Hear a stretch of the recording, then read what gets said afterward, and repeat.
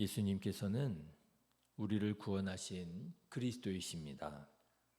그런데 그리스도이신 예수님에게는 또 다른 면모가 있었습니다. 그것은 바로 하나님의 말씀을 가르치는 교사이기도 했다라고 하는 거예요. 다시 말씀드리자면 그렇습니다. 예수님께서는 분명히 우리를 죄악 가운데서 구원하신 그리스도이십니다. 이 사실이야말로, 이 고백이야말로 우리 그리스도인에게 있어서는 가장 기본적이고 또 가장 중요한 믿음이요 고백이지요. 그런데 예수님께서는 우리를 구원하셔 주셨을 뿐만 아니라 우리를 사랑하시는 하나님께서 우리의 아버지이신 것과 우리 하늘 아버지이신 하나님께서 우리가 이 세상을 어떻게 살아가기를 원하시는지를 가르쳐 주시기도 하셨다라고 하는 거예요. 그래서 우리는 예수님을 통하여 구원을 받을 뿐만 아니라 예수님을 통하여 내가 이 세상을 이렇게 살아가야 되는구나. 내가 마음을 이렇게 써야 되는구나. 내가 내 주변에 있는 사람들을 이렇게 바라보고 이렇게 그들을 대해야 되겠구나. 하나님께서 나를 통하여 이루시기 원하시는 일은 이런 것이로구나 라고 하는 것들을 구체적으로 배워 알 수 있게 되었다라고 하는 것이죠. 여러분, 여러분에게 있어서 예수님은 어떤 분이십니까?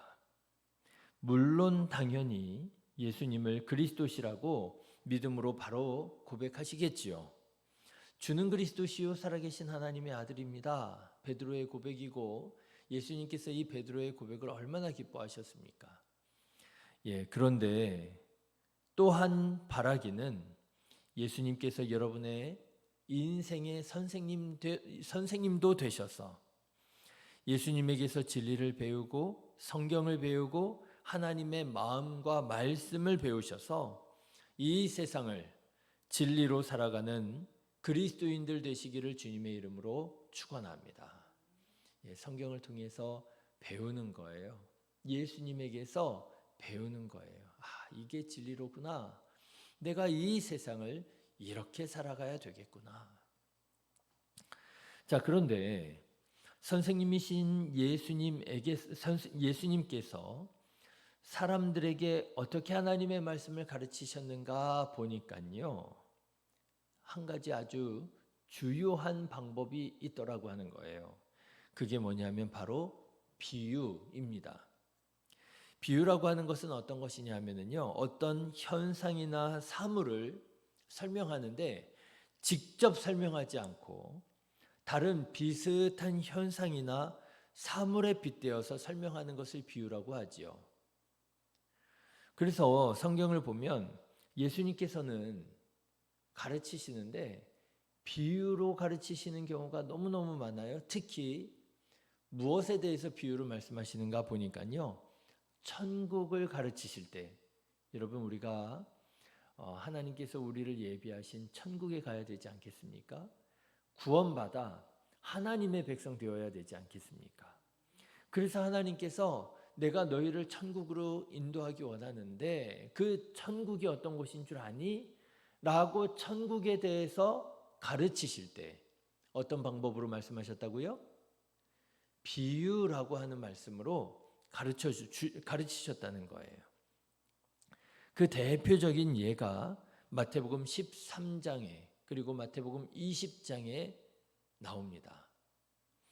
여러분, 마태복음 13장 31절의 말씀을 한번 보실까요? 조금만 밑으로 보시면 31절이 나오는데요.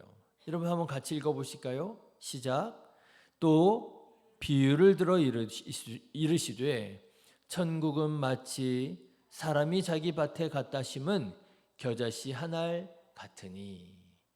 여러분, 예수님께서 천국에 대해서 가르쳐 주세요. 그런데 어떻게 가르쳐 주셨다고요? 비유를 들어 가르치셨다라고 하는 거예요. 그래서 이런 표현이 나옵니다. 천국은 마치. 여러분 복음성가 중에 천국은 마치라고 하는 복음성가 있잖아요. 천국은 마치 이렇게 밭에 감추 인보화. 이게 비유입니다. 천국은 마치 이런 곳과 같다는 거예요. 비유예요. 천국을 직접적으로 설명하는 게 아닙니다. 간접적으로 이런 현상, 이런 일들, 이런 법칙, 이런 것들이 일어나는 곳이 천국이야. 그런데 여러분 33절 그 밑에도 보면은요, 이런 표현이 계속 반복됩니다. 또 비유로 말씀하시되 천국은 마치, 그죠? 또 34절 말씀도 보십시오. 천국은 마치 밭에 감추인 보화와 같으니, 그죠? 47절에도 보십시오. 또 천국은 마치 바다에 치고 각종 물고기를 모으는 그물과 같으니. 52절도 보세요. 예수께서 이르시되 그러므로 천국의 제자된 서기관마다 마치, 그죠? 예수님께서 천국을 가르쳐 주시는데요, 비유로 가르쳐 주세요. 그래서 이런 표현이 계속 반복됩니다.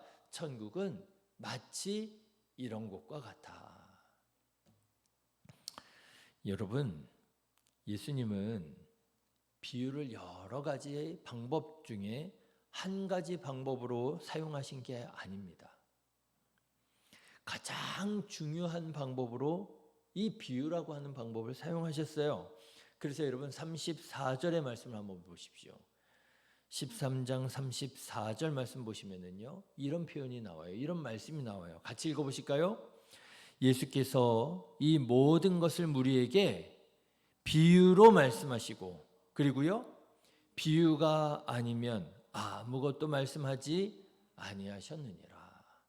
여러분, 예수님께서는 여러 가지 방법 중에 한 가지 방법으로 비유를 말씀하신 게 아니고요, 비유로 말씀하신 것이 아니고요, 가장 중요한 방법으로 비유를 말씀하셨다라고 하는 거예요. 자, 그런데 이것이 조금 아쉬운 것 같이 느껴지더라는 거예요. 왜 하필이면 비유라고 하는 방법으로 말씀하셨을까? 그렇지 않으세요, 여러분? 여러 가지 다른 더 좋은 방법이 있을 수 있잖아요. 과학적인 방법 어때요? 예수님께서 말씀을 가르치실 때 비유로 가르치시는 게 아니라 과학적으로 가르치시는 거예요.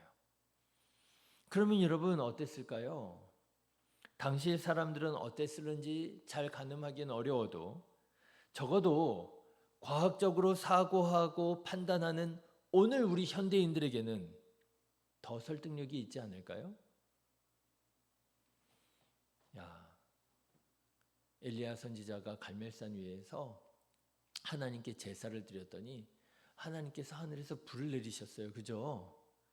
그래가지고 엘리야의 제단 위에 있는 그 제물을 불살르시고, 그래서 하나님께서 살아계신 참 하나님이심을 모든 이스라엘 백성들에게 증거하셨어요. 이렇게 말씀하시니까요, 사람들이 믿어요, 안 믿어요? 안 믿어요. 에이, 그런 게 어딨어? 하늘에서 불이 어떻게 내려? 그런데 여러분, 과학적으로 말씀하셨다고 생각해 보세요. 엘리야가 이렇게 해가지고 여기에는 뭐 음극이 띄고 여기에는 양극이 띄어서, 또 그때가 한참 가물어서 3년 동안 메말랐던 시절 아니야? 그런데 거기에다가 제단 위에 물을 부으니 여기가 특별히 어떤 특별한 어떤 현상이 일어나서 거기에 번개가 친 거야, 번개가. 여러분, 이렇게 설명을 하면은요, 어쩌면 현대를 살아가는 이 과학적으로 사고하는 사람들에게는 더 와닿고 더 이해하기 쉬웠을는지도 모르지 않겠습니까? 아마도 더 설득력이 있었을 거예요. 특히나 요즘 중고등부 학생들, 과학적으로 사고하고 판단하는 이 학생들에게 성경 말씀이, 그래, 알면 알수록 성경 말씀이 진리네, 더 설득력이 있었을 거예요. 과학적으로 설명하셨더라면. 아니, 과학적인 방법이 아니라면 논리적인 방법은 어떻습니까? 예수님께서 진리를 가르치실 때 마치 철학자들처럼 논리적으로 가르치셨더라면, 연역법적으로, 귀납법적으로 막 이러면서 쩍쩍하면서 가르치셨더라면, 여러분, 현대인에게는 비유라고 하는 방법보다는 더 설득력이 있지 않았을까요? 그런데 예수님께서는 이렇게 더 좋을 것 같은 과학적인 방법도 있고 논리적인 방법도 있는데 왜 하필이면 비유라고 하는 별로 설득력이 없는 것 같은 이런 방법으로 가르치셨을까 아쉽더라는 것이죠. 그런데 오늘 말씀을 보니까 예수님께서 그 이유를 이렇게 말씀해 주십니다. 천국이 비밀이기 때문에 그렇다는 거예요. 자, 여러분 11절의 말씀을 한번 보실까요? 11절 같이 읽겠습니다. 대답하여 이르시되 천국의 비밀을 아는 것이 너희에게는 허락되었으나 그들에게는 아니 되었나니. 뭐라고요? 천국의 비밀이라는 거예요. 다시 말하자면 천국은 비밀이기 때문에 그렇다는 거예요. 저는 이렇게 말씀을 드리고 싶어요. 여러분, 천국은요, 우리가 살아가는 이 세상과 같아요, 달라요? 다르다는 거예요. 이 세상과 다른 법칙이 작용되고요. 이 세상과 다른 관계가 형성되는 곳이라는 거예요. 그래서 여러분, 예수님께서 오병이어로 벳세다에서 5천 명을 먹이시잖아요. 이게 물리적으로 이 세상에서 불가능한 일이잖아요. 그런데 어디에선 가능하다고요? 하나님의 나라에서는 가능하다라는 거예요. 이 세상과 다른 법칙이 적용되고 작용하고 있는 것이 천국이라고 하는 거예요. 그러니 여러분, 천국을 어떻게 직접적으로 설명할 수 있겠어요? 우리가 들어도 이해가 안 가는 거예요. 여러분, 천국은요, 이 세상과 다른 관계가 형성되어서 이 세상과 다른 문화를 이루는 곳이 천국이기 때문에 그렇다라고 하는 거예요. 여러분, 이사야 11장에 보면 이사야 선지자가 천국을 이렇게 비유적으로 노래하고 있는 것을 아실 거예요. 그때의 이리가 어린 양과 함께 살며 표범이 어린 염소와 함께 누우며 송아지와 어린 사자와 살찐 짐승이 함께 있어 어린 아이에게 끌리며 암소와 곰이 함께 먹으며 그것들의 새끼가 함께 엎드리며 사자가 소처럼 풀을 먹을 것이며 젖먹는 아이가 독사의 구멍에서 장난하며 젖된 어린아이가 독사의 굴에 손을 넣을 것이라. 여러분, 이런 곳이 어떤 곳이라고요? 천국이라는 거예요. 근데 여러분, 이런 일이 이 세상에서 일어나요? 일어나지 않아요? 이런 일이 일어나지 않지요. 어린아이 옆으로 뱀이 나타나면은요, 깜짝 놀라서 뱀을 죽여버리든지 던져버리든지 아니면 아기를 얼른 안전한 곳으로 대피를 시키든지 그렇게 하는 곳이 이 세상이라고 한다면 여러분, 천국은 어떻다고요? 어린아이가 독사의 굴에 손을 놓고 장난을 쳐도 아무런 해함이 없고요. 사자와 어린 양이 함께 있는데도 아무런 문제가 없는 곳이, 그런 관계, 그런 문화가 이루어지는 곳이, 그곳이 천국이라는 거예요. 그러니 여러분, 그 천국을 어떻게 설명할 수 있겠어요? 직접적으로 설명이 안 된다는 거예요. 이렇게 비유적으로만 설명이 가능한 곳이더라라고 하는 거예요. 그렇습니다, 여러분. 예수 그리스도의 십자가의 대속과 죽으심을, 예수님의 부활과 영생을 여러분 어떻게 과학적으로 설명할 수 있겠어요? 과학적으로 설명이 안 되지요. 여러분, 하나님의 그 크신 사랑과 은혜를 이렇게 하나님 앞에 죄를 짓고 또 죄를 범하는, 그럼에도 불구하고 우리를 끝까지 사랑하시는 그 하나님의 사랑과 그 은혜를 어떻게 논리적으로 설명할 수 있겠어요? 논리적으로 설명할 수가 없지요.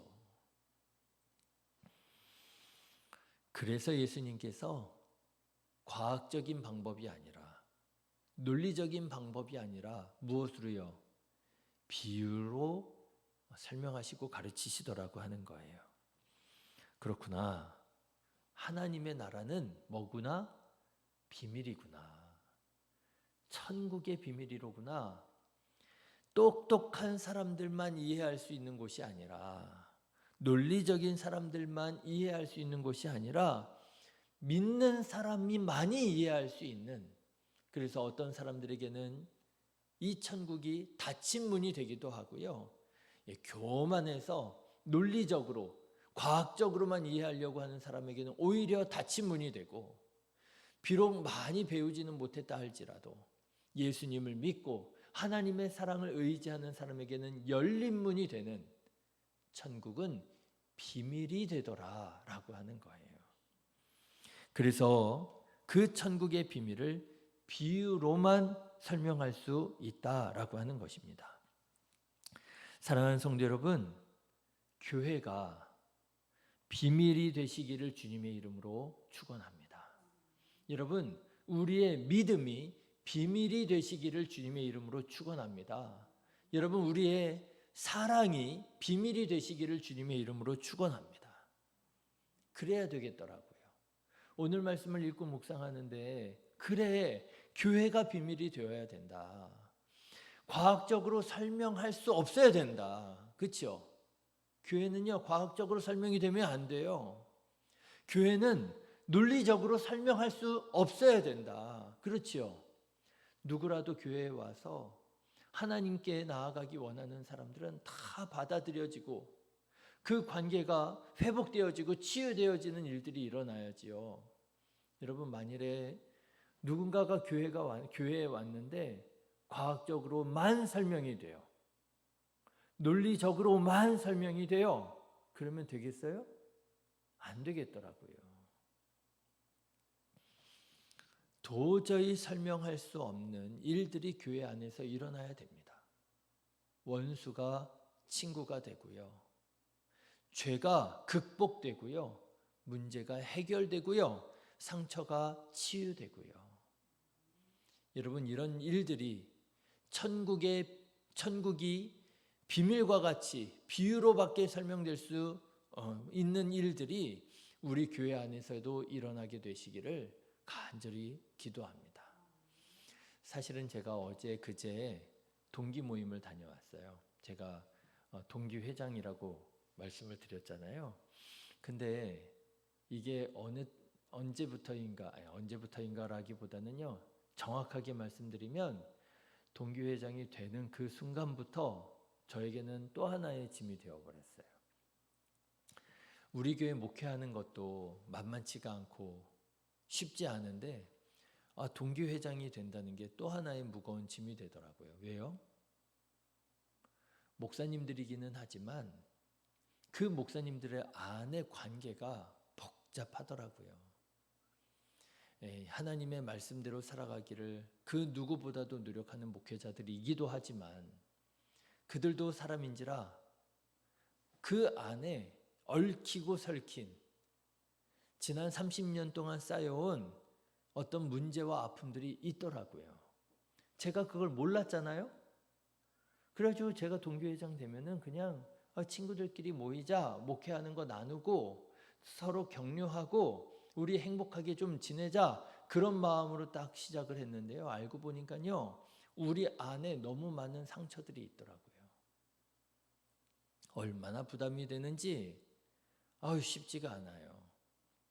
그런데 여러분, 어제 그제 동교회로 모여가지고 이제 모임 이렇게 예배 드리고 하는데 말씀을 전하시는 친구 목사님이 이 부분에 대해서 말씀을 전하시더라고요. 하나님의 사랑과 은혜가 우리 안에 있는 모든 오해와 갈등과 아픔들을 치유하시고 우리의 그런 문제들이 해결되어지는 것들을 우리가 향하여 나아가고 또 기도해야 되지 않겠느냐. 쉽지 않은 말이에요. 그런데요, 그런 말씀을 전하시는데 그게 진짜 우리에게 주시는 말씀으로 이렇게 받아들여지더라고요. 여러분 생각해 보십시오. 만일에 여러분들이 제 이 말을 들을 때 아니 목사님들도 저래? 그렇죠? 목사님들도 그런 아픔이, 관계에 문제가 있고 아픔이 있어? 목사님들은 그러면 안 되는 거 아니야? 이렇게 여러분 생각하신다면 충분히 그렇게 생각하실 수 있겠어요. 근데 여러분, 세상 사람들이 하나님 믿는 그리스도인들을 그런 눈으로 볼 수 있다라고 하는 거예요. 그렇죠? 아니, 예수님 믿는 사람들이 그래? 예수님 믿는 사람들은 그러면 안 되는 거 아니야? 예수님이 사랑의 예수님이시라며. 그런데 그런 예수님을 믿는 사람들 관계에 문제가 있다고? 갈등이 있다고? 아픔이 있다고? 그러면 내가 못하러 교회를 다녀. 그렇죠? 그런데 여러분, 이렇게 생각해 보세요. 목사님들이 모여서 그래, 우리 안에 있었던 상처가 있고 아픔이 있지만 우리가 이제 예수님의 사랑으로 그 상처와 아픔들을 극복하자. 함께 기도하고 치유와 회복들이 일어나게 되어지고, 그런 것들을 여러분 성도님들이 보게 되었다고 생각해 보세요. 그럼 여러분 어떤 마음이시겠어요? 아, 그래도 목사님들이 다르긴 다르구나. 그렇죠? 목사님들이 다르긴 다르구나. 보통 사람 같으면 저렇게 하기 힘들 텐데, 그래, 정말 예수님 믿는 게 이런 것이로구나 하시지 않겠어요? 그런 모습으로 우리가 신앙생활을 해야 된다라는 거예요. 세상 사람들이 볼 때에, 여러분들을 볼 때에 그래, 다르긴 다르구나. 예수님 믿는다고 하더니 마음 씀씀이가 다르고 우리랑은 좀 다르구나. 치유를 위해서, 회복을 위해서 기도하고 저렇게 용서하고 저렇게 사랑하는구나. 세상의 논리로는 설명할 수 없는 삶을 우리는 살아가야 하는 사람들이더라라고 하는 것입니다. 사랑하는 성도 여러분, 하나님께서 과학적으로는, 논리적으로는 설명할 수 없는 사랑을 우리에게 베풀어 주셨으니 그 사랑을 가지고 과학적으로는, 논리적으로는 설명할 수 없는 천국을 만들어가며 천국을 누리며 주님의 몸된 교회로 함께 지어져 가는 우리 성도님들 다 되시기를 주님의 이름으로 축원합니다. 기도하겠습니다.